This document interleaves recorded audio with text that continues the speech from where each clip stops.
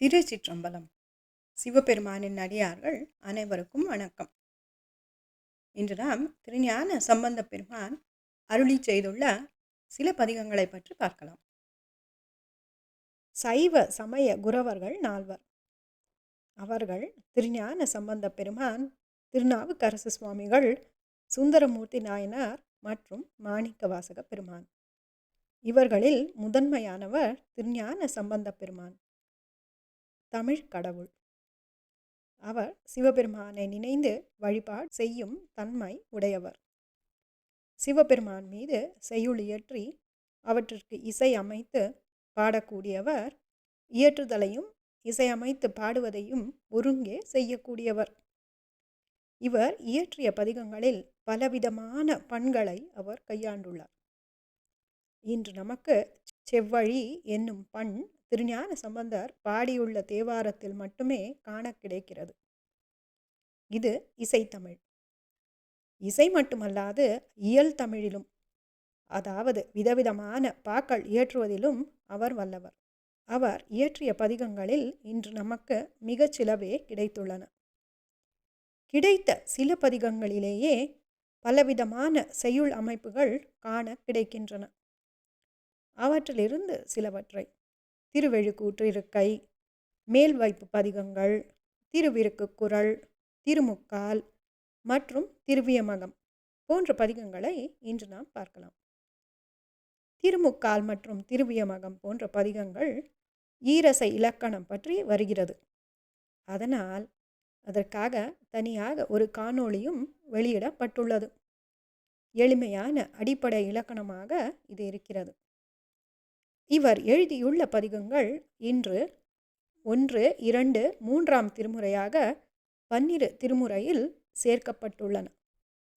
இவற்றிற்கு திருக்கடைக்காப்பு என்று பெயர். திருஞான சம்பந்த பெருமான் சீர்காழி என்னும் தலத்தில் அவதரித்தார். அதனால் அவருக்கு காழிப்பிள்ளையார் என்ற பெயரும் உண்டு. அவருடைய தந்தை பெயர் சிவபாத ஹிருதயர், தாயார் பகவதி அம்மையார்.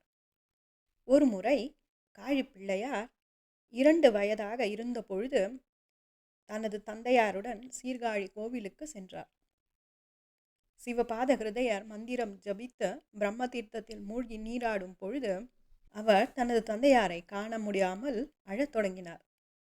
அப்பொழுது சிவபெருமான் தேவியாருடன் அவர் முன் தோன்றி அம்மையாரை ஞான பால் அளிக்கும்படி செய்தார். காழிப்பிள்ளையாரும் அதை பருகி அனைத்து ஞானங்களையும் பெற்று திருஞான சம்பந்தர் என்றும் அழைக்கப்பட்டார். ஓதாமல் அனைத்தையும் அறிந்தவர் சம்பந்த பெருமான். சம்பந்தர் அழுவதை தாங்க முடியாத பெருமான் சீர்காழியின் சிவபெருமான். சம்பந்தருடைய பசியை தீர்த்து பால் கொடுத்து ஞானம் மருளிய தேவியார் சீர்காழியின் பார்வதி தேவியார். சீர்காழி பிரம்மபுரம் என்றும், இங்குள்ள சிவபெருமான் பிரம்மபுரீஸ்வரர் என்றும் அழைக்கப்படுகிறார். தேவியாரின் பெயர் திருநிலை நாயகி. திருஞான சம்பந்த பெருமான் அன்று தொடங்கி அனைத்து தலங்களுக்கும் சென்று இறைவனை பாடி வந்தார். உபநயனத்தின் போது அங்கு வந்திருந்த அனைத்து அந்தணர்களுக்கும் வேத நுட்பங்களை விளக்கி அருளி செய்தார். அவர் எங்கு சென்றாலும் பதிகங்களை பாடினார்.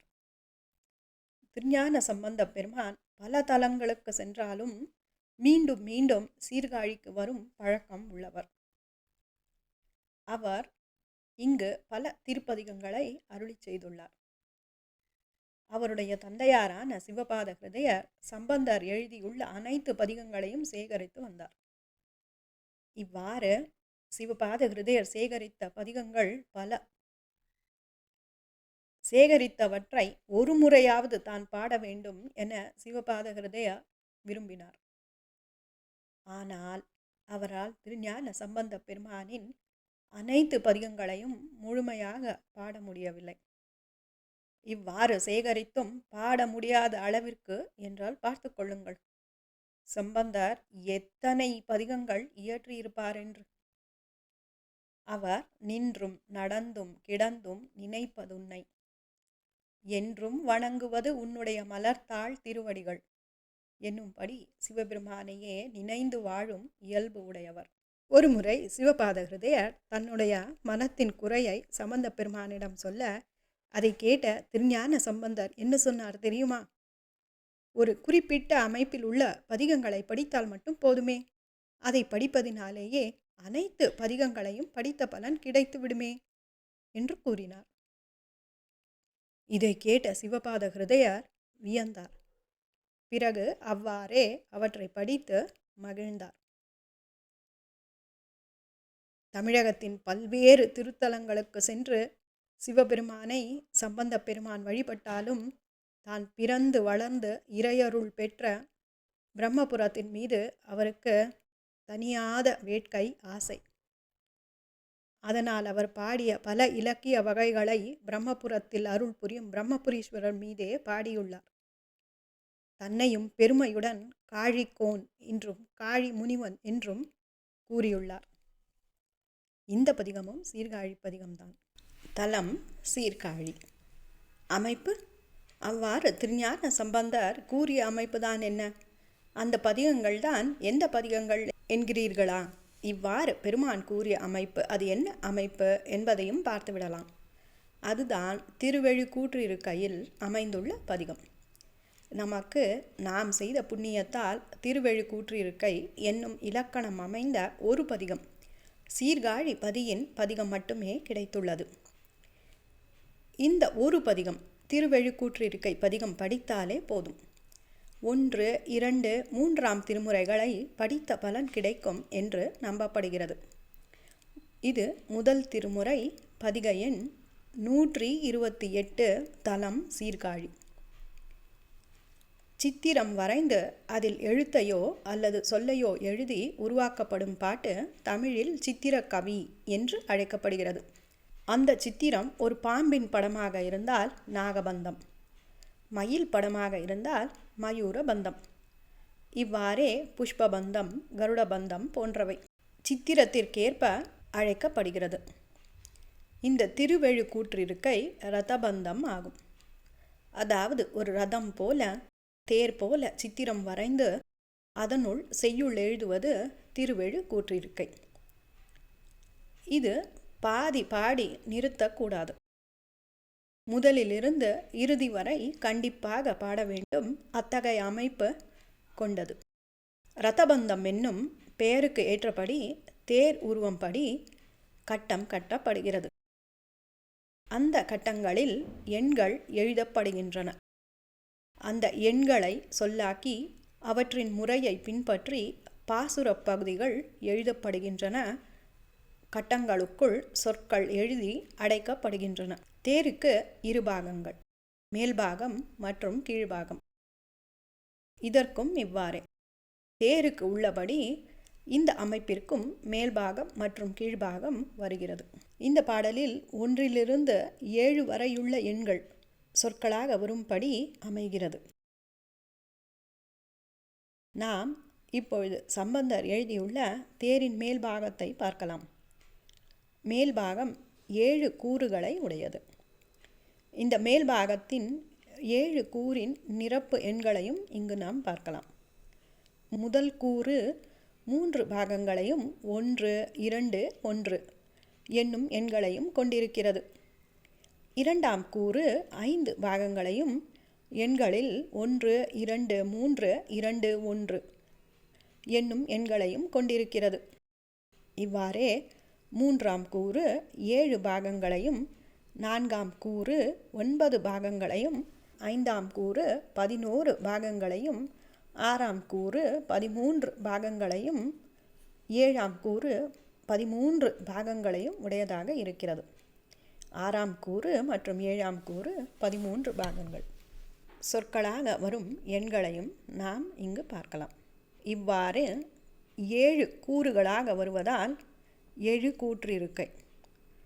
தேவ சம்பந்தம் உடையதால் இது திருவெழு கூற்றிருக்கை. இதன் பிறகு கீழுள்ள 7 தட்டுக்கள். இவையும் மேற் உள்ளபடியே, ஆனால் குறைந்து கொண்டே வரும்.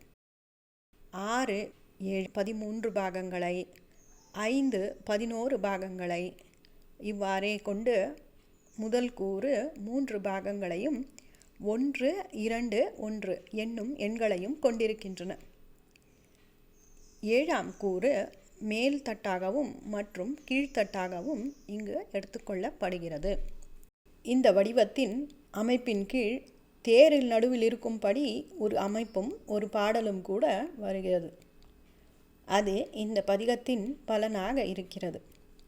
இவை அனைத்தும் ஒரு கருத்தை எடுத்துச் சொல்லும்படியும் வருகிறது. பெருமானின் சொற்கள் அனைத்தும் மந்திரங்கள். இவை தெய்வத்தின் அருள். முயன்ற மனம் செலுத்தி பாடப்பட்டவை அல்ல. எனதுரை தனதுரையாக என்னும்படி திருஞான சம்பந்தப் பெருமான் சிவபெருமானாகவே இருந்து பாடியவை. திருவெழுக்கூற்றிருக்கை என்னும் சித்திரக்கவினை திருஞான சம்பந்தப் பெருமான், திருமங்கையாழ்வார், நக்கீரதேவர், அருணகிரிநாதர், வண்ணச்சரபம் தண்டபாணி சுவாமிகள் இவர்கள் மட்டுமே பாடியுள்ளார்கள். தேர் வடிவத்தில் கோவில்களும் கட்டப்படுகின்றன. தேர் அமைப்பில் கட்டப்படும் கோவில்கள் கரக்கோவில்கள் என்று அழைக்கப்படுகின்றன. கடம்பூர் கரக்கோவிலே என்று திருநாவுக்கரசர் பாடியுள்ளார் அல்லவா? இவ்வாறே திருஞான சம்பந்தர் ஒரு தேரின் உருவத்தில் ஒரு கோயிலையே சிவபெருமானுக்கு தனது பாட்டுக்களால் அமைத்துள்ளார். இலக்கணம் என வரும் பொழுது திருவெழுக்கூற்றிருக்கை ஒரு பிரபந்தம். 7 தட்டு விளையாட்டு. திருக்குறுகை பெருமான் கவிராயர் மாறன் அலங்காரம் என ஒரு இலக்கண நூல் எழுதியுள்ளார். அதில் இதன் இலக்கணம் காணப்படுகிறது. இந்த பதிகத்திற்கு தனிப்பாடல் பார்க்க முடியாது. இதன் அமைப்பு அப்படிப்பட்டது. ஆனால் பதிகத்தின் பலனை சம்பந்தர் சொல்லியுள்ளபடி பார்க்கலாம். நினைய வல்லாரில்லை நீள் நிலத்தே. சிவபெருமானை நினைப்பவர்கள் நீண்ட செறிந்த உலகினில் மீண்டும் பிறக்க மாட்டார்கள், மறுபிறப்பு அடையமாட்டார்கள் என்பதை பதிகத்தின் பலனாக இங்கு சொல்லியிருக்கிறார். இரண்டாவதாக நாம் மேல்வாய்ப்பு பாடல்கள் என்று அழைக்கப்படும் பதிகங்களை பற்றி பார்க்கலாம். முதலில் நாம் ஒரு பதிகத்தை பார்க்கலாம். தக்கன் வேள்வி தகர்த்தவன் பூந்தராய் மிக்க செம்மை விமலன் வியன்கழல் சென்று சிந்தையில் வைக்க மெய்கதி நன்றதாகிய நம்பன் தானே. இலக்கியங்களில் பாக்களின் இறுதியில் மேலும் 2 அடியால் வைக்கப்பட்ட பா வடிவங்கள் காணப்படுகின்றன. தேவாரத்திலும் இவை உள்ளன. நாம் மேலுள்ள முதல் 2 அடிகளை, அதாவது தக்கன் வேள்வி தகர்த்தவன் பூந்தராய் மிக்க செம்மை விமலன் வியன்கழல் பா என்று அழைக்கிறோம். இந்த பாக்கள் ஈரடியாகவோ, அதாவது 2 வரிகளை கொண்டதாகவோ அல்லது 4 அடியாகவோ கூட இருக்கலாம். இந்த பாக்களின் கீழ் மேலும் வைக்கப்பட்டுள்ள 2 அடி. சென்று சிந்தையில் வைக்க மெய்கதி நன்றதாகிய நம்பன் தானே என்னும் இந்த 2 அடி மேல் வைப்பு என்று அழைக்கப்படுகிறது. இத்தகைய அமைப்புள்ள பாடல்கள் மேல் வைப்பு பதிகங்கள் என்று குறிப்பிடப்படுகின்றன. இந்த மேல் வைப்பு பாடல் ஈரடி பாக்களின் இறுதியில் இருந்தால் இவை ஈரடி மேல்வைப்பு பாடல்கள்.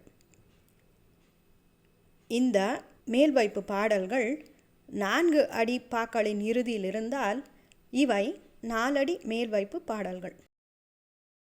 முதலில் உள்ள அடிகள் பாவின் அடிகள். அவை ஈரடியாக இருந்தாலும் சரி அல்லது 4 அடியாக இருந்தாலும் சரி, அவை ஓர் அமைப்புடன் இருக்கும். அடுத்து வரும் மேல்வைப்பு பாடல் அதிலிருந்து வேறுபட்டு மற்றொரு அமைப்பிலும் இருக்கிறது.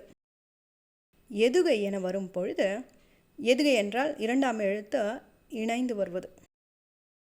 வைப்பு பாடல் மேலுள்ள பாவின் இனத்திலிருந்து வேறுபட்ட எதுகையில் வருகிறது. தக்கன் மிக்க ஈரடி பாவின் முதல் சீர் ஆக தொடங்குகிறது. மேல்வைப்பு பாடல் சென்று நன்று என வருகிறது. இந்த வைப்பு பாடல் ஒரே பாடலாகவும் இருக்கலாம் அல்லது வேறு வேறு பாடல்களாகவும் இருக்கலாம். இடரினும் தளரினும் என்னும் பதிகத்தில் ஒரே பாடல் ஒவ்வொரு செய்யுளிலும் வருகிறது. அது அந்த செய்யுளின் பொருளை முடித்து கூறுகிறது. இடரினும் தளரினும் எனதொரு நோய் என்னும் இந்த பாடல் திருஞான சம்பந்தப் பெருமான் திருவாவடுதுறையில் தனது தந்தையாருக்காக சிவபெருமானிடம் பொருள் கேட்டு அவ்வாறே அதை பெற்று மகிழ்ந்த பதிகம். நான் வருத்தப்பட்டாலும் தரித்திரப்பட்டாலும் சோர்வடைந்தாலும் நோய்வாய்ப்பட்டாலும் இவை தொடர்ச்சியாக வந்தாலும் சேர்ந்தே வந்தாலும் உன்னுடைய சிவபெருமானுடைய திருவடிகளையே எண்ணி அவற்றிலிருந்து மீண்டு வருவேன். எப்படிப்பட்டவன் நீ? தன்னை பொருட்படுத்தாமல் மற்றவர்களுக்காக கொடிய விஷத்தை ஏற்றுக்கொண்டவன் நீ. நீ நீலகண்டன் கருணாமயி. எனக்கு நீ பொருள் கொடுத்தாலும் கொடுக்காவிட்டாலும் கூட அதுவும் உன்னுடைய அருளே. இன்னருளே அனுக்கிரகமே, உனது அருளின் வெளிப்பாடே என்று இறைஞ்சுகிறார். இதுவோ என அடியில் மேல் வைப்பு பாடல் வரும் பொழுது இசை மாறுகிறது. இந்த இடத்தில் இந்த பதிகம் கேட்பதற்கு மிகவும் விரும்பத்தக்கதாக இருக்கிறது. 3ஆம் திருமுறையின் 3, 4, 5, 6 மற்றும் 108வது பாடல்கள் மேல் வைப்பு பாடல்கள். இதில் 3, 4 மற்றும் 108வது பதிகம் 4 அடி மேல் வைப்பு பாடல்கள். 3ஆவதாக நாம் பார்க்க இருப்பது திருவிருக்குக்குறள். திருவிருக்குக்குறள் என்னும் சொல் திரு, இருக்கு மற்றும் குறள் என்ற தனிப்பட்ட சொற்களாலான ஒரு கூட்டுச்சொல். திரு என்பது செல்வம், சிறப்பு, அழகு, பொலிவு, பாக்கியம், தாய், தெய்வத்தன்மை, நல்வினை, லக்ஷ்மி தேவியார் இவ்வாறு பல மேன்மைகளையும் மங்களங்களையும் குறிக்கும் ஒரு சொல். புனிதமான, அழகான என பலவாறு பொருள் வரும்படி இருக்கும் ஒரு சொல். இருக்கு என்பது இங்கு ரிக்வேதம். ரிக் என்றால் மந்திரம். வேதம் என்னும் சொல் வித் என்னும் வேர்ச்சொல்லிலிருந்து வந்தது. வித் என்றால் தெரிந்து கொள்வது, ஞானம். குறள் என்றால் தமிழில் குறுகிய, சுருக்கப்பட்ட, சுருக்கமான என்றே பொருள். குறுகிய செய்யுள் என்பது குறள். இலக்கணம் என வரும் பொழுது ஒரு அடியில் 2 சீர் வந்தால் அது குறளடி என்று அழைக்கப்படுகிறது. முதலில் நாம் குறளடி என்றால் என்ன என்பதை பார்த்துவிடலாம். ஒரு அடியில் 2 சீர் வந்தால் அது குறளடி என்று அழைக்கப்படுகிறது. இங்கு ஒன்று சொல்ல வேண்டும். கவி எழுத்துக்களை பிரித்து எழுதியிருப்பார். எங்கு இடைவெளி உள்ளதோ அதிலிருந்து அடுத்த இடைவெளி வரை உள்ள எழுத்துக்கள் சீர். சொல் என்றால் வார்த்தைகள் ஒரு பொருளை உணர்த்துபவை. ஆக சொல் வேறு, சீர் வேறு. ஒரு அடியில் 3 சீர் இருந்தால் அது சிந்தடி. 3 சீர்கள் சிந்தடி. 4 அளவடி. இவ்வாறே இவை குறளடி பாக்கள். திருஞான சம்பந்தப் பெருமான் ஒரு அடியில் 2 சீர் மட்டுமே வரும்படி பல பதிகங்களை எழுதியுள்ளார். அதில் 9 பதிகங்கள் திருவிருக்குக்குறள் என்று அழைக்கப்படுகின்றன. இவை ஏன் இருக்குக்குறள் என்று அழைக்கப்படுகின்றன? ஏனென்றால் அவரின் சில பதிகங்கள் ரிக்வேதத்தின் உள்ள ஒலியின் அமைப்பை கொண்டிருக்கின்றன. அந்த வேதத்தின் சாராம்சத்தையும் கொண்டிருக்கின்றன. 2 சீர்கள் கொண்ட குறளடி 4 அடி பாவாக வருவதால் இவை திரு இருக்கு குறள் என்று அழைக்கப்படுகின்றன. நமக்கு ஓரடியில் 2 சீர்களே வருவதால் இவை கட்டளையிடும் தொனியில் அமைந்துள்ளன. சம்ஸ்கிருதத்தின் விதிர்லிங் என்னும் அமைப்புப்படி அமைந்துள்ளன.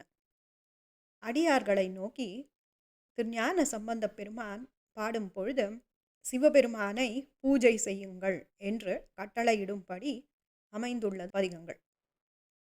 இவற்றில் திருஞான சம்பந்தப் பெருமான் சிவபெருமானை விழித்து பாடும் ஒரு பாடலும் உள்ளது. இந்த பாடல் திருவீழிமிழலை என்னும் தலத்தின் பாடல். இந்த தலத்தில் சம்பந்தர் தான் பெற்ற மதிப்பு குறைவான தங்கத்தை மாற்றித்தர வேண்டும்படி சிவபெருமானை வேண்டியுள்ள பாடல் வாசி தீரவே காசு நல்குவீர் என்னும் பதிகம். ஒவ்வொரு அடியிலும் 2 சீர்கள் மட்டும் வருவதை நாம் காணலாம். நமக்கு முதல் திருமுறையில் 7 பாட்டுக்களும் 3ஆம் திருமுறையில் 2 பாட்டுக்களும் கிடைத்துள்ளன. முதல் திருமுறையில் 90லிருந்து 96 வரை திருவிருக்குறள் பதிகங்கள். 3ஆம் திருமுறையில் 40 மற்றும் 41வது பதிகங்கள் திருவிருக்குறள் அமைப்பில் குறளடியாக அமைந்துள்ளன. 4வதாக இன்று நாம் பார்க்க இருப்பது திருமுக்கால் பதிகங்கள். திருமுக்கால் என்பது தமிழ் செய்யுள் வகையில் வழங்கும் ஒரு பாவின் வகை. இந்த பதிகம் முழுக்க 2 அசைச்சொற்கள் உடைய பாக்களால் அமைக்கப்பட்டுள்ளது. இது நிறையசையில் முடியும் விளச்சீராலான 6 சீர்களும் நேரசையில் முடியும் மாச்சீராலான 1 சீருமாக 7 சீர்கள் கொண்ட 1.25 அடிகள்.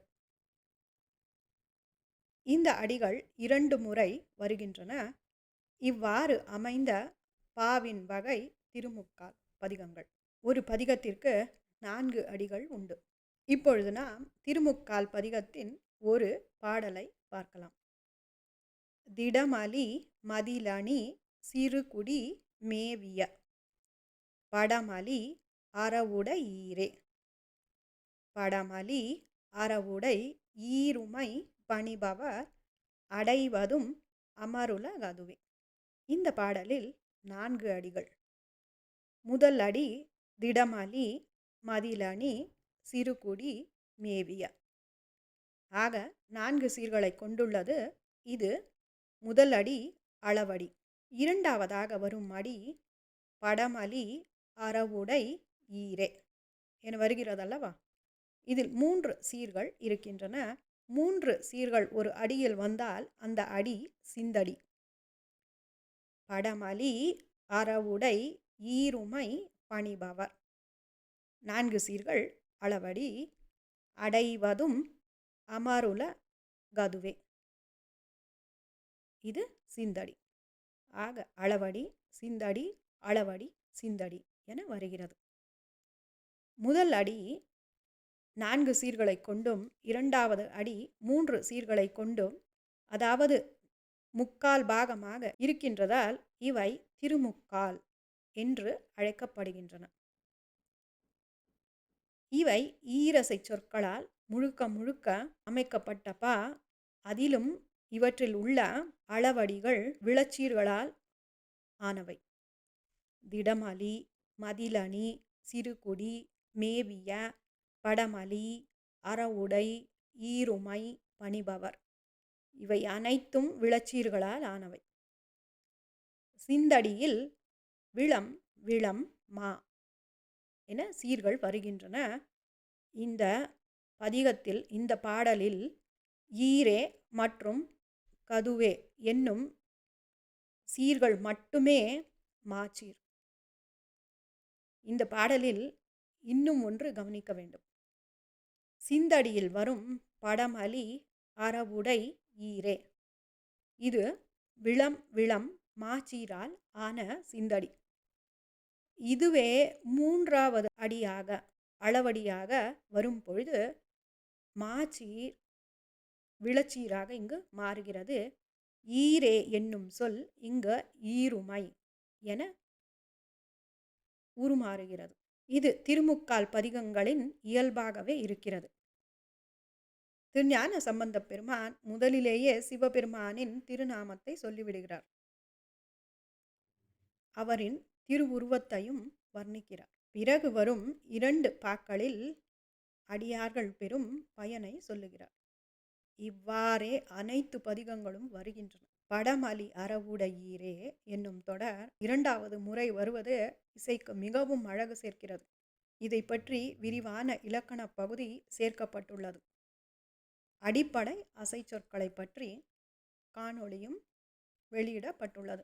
இறைவனின் அருள் இலக்கணத்திற்கு அடங்காதது, அப்பாற்பட்டது. தெரிந்தாலும் தெரியாவிட்டாலும் ஒன்றும் அறியாத வயதில் குருவாக இருந்து சம்பந்தர் அமைத்துள்ள பதிகங்களை கேட்டும் படித்தும் சிவன் அருளை ஆனந்திக்கலாம். நமக்கு 3ஆம் திருமுறையில் திருமுக்கால் பதிகங்கள் சில கிடைத்துள்ளன. அவை 3ஆம் திருமுறை 94 முதல் 99 வரை உள்ள பதிகங்கள். 5வதாக நாம் இன்று திருவியமகம் என்று அழைக்கப்படும் பதிகங்களை பற்றி பார்க்கலாம். யமகா என்பது ஜோடி, சேர்வது, தடை, சாமியமுடைய, அதாவது ஒரே விதமான, இணையான என பொருள் வரும் ஒரு சொல். யமகம் என்பது ஒரு வேர்ச்சொல்லை கொண்டு மற்ற சொற்கள் வருவது. இங்கு ரமா என்னும் வேர்ச்சொல்லை எடுத்துக்கொள்ளலாம். இந்த சொல் ராமா, ரமணா, ரமித்தல், ரம்யா, அபிராமா, அபிராமி என ஆவது யமகா என்று அழைக்கப்படுகிறது. இந்த வேர்ச்சொல்லின் முன்வரும் முன்னீட்டு ப்ரிஃபிக்ஸ் மற்றும் பின்னீட்டு சஃபிக்ஸ் கூட யமகம்தான். இத்தகைய சொற்களை கொண்டு பா அமைப்பது யமகம் என்று அழைக்கப்படுகிறது. யமகம் என்னும் சொல்லே சம்ஸ்கிருத சொல்தான். இது தமிழில் மடக்கு என்று அழைக்கப்படுகிறது. மடக்கு என்பது செய்யுள் அமைக்கும் பாங்குகளில் ஒன்று. தமிழில் மடக்கு என்னும் சொல் ஒரு செயலை மாறி மாறி செய்வதை, திரும்ப திரும்ப செய்வதை குறிக்கிறது. மடக்கு அல்லது யமகம் என்பது வந்த சொல்லே மறுபடி வரும் ஒரு வகை சொல்லணி. செய்யுளில் இடம்பெறும் சொற்கள், அதில் அடங்கியுள்ள எழுத்துக்களது தொகுதி. இவை பிரித்தும் பிரிக்கப்படாமலும் வேறு சில எழுத்துக்களை சேர்த்து கொண்டும் உருமாறுதலாலும் விகாரங்களாலும் வேறு பொருளை கொடுப்பது மடக்கு எனும் அலங்காரம். இவை சொல்லிற்கு சேர்க்கும் அழகு. இதுவும் சித்திர கவியின் ஒரு வகை. அருணகிரிநாதர் இயற்றிய கந்தரந்தாதி நூலில் உள்ள எல்லா பாடல்களும் இவ்வகையை சேர்ந்தவை. யமகத்தின் சொற்கள் பெரும்பாலும் சம்ஸ்கிருத சொற்களே வருகின்றன. மொழி அவ்வாறு இருப்பதால் இது பதிகங்களுக்கு ஏதுவாகிறது. இதனுடைய இலக்கணம் தண்டி அலங்காரம் என்னும் இலக்கண நூலில் சொல்லப்பட்டிருக்கிறது. இது சொல் முற்று மடக்கு என்று அழைக்கப்படுகிறது. இத்தகைய திருவியமகம் பதிகங்களை நாம் கபிலதேவ நாயனார் இயற்றியுள்ள பதிகங்களில் பார்த்திருக்கிறோம். இப்படி பொருள் பிரிப்பதற்கும் இலக்கணம் இருக்கிறது. யாப்பு கருத்தில் கொண்டே, யாப்பு என்றால் எழுத்து, அசை, சீர், தளை இப்படி பல பூக்களை சேர்த்து கட்டி அமைப்பது யாப்பு, யாத்தல், கட்டுதல். யாப்பு கருத்தில் கொண்டே சில நியமங்களுக்கு உட்பட்டே இத்தகைய பாக்கள் அமைக்கப்படுகின்றன. சில எழுத்துக்கள் யாப்பு கருதி விடுபட்டும் சேர்க்கப்பட்டும் நீண்டும் குறுகியும் உருமாறியும் கையாளப்படுகின்றன. ஆக யமகம் என்பது செய்யுள் இயற்றுவோர் கையாளும் ஒரு புதுமை விளையாட்டு, சொல் விளையாட்டு. திருஞான சம்பந்தர் என வரும் பொழுது திருவியமக பதிகங்கள் நமக்கு 4 பதிகங்கள் 3ஆம் திருமுறையில் கிடைத்துள்ளன. திருஞான சம்பந்த பெருமான் மேலும் சில பதிகங்களை யாழினால் வாசிக்க முடியாத யாழ்முறி மற்றும் கோமூத்ரி போன்ற பதிகங்களை எவ்வாறு எழுதியுள்ளார் என்பதை நாம் பிறகு பார்க்கலாம். நன்றி, வணக்கம்.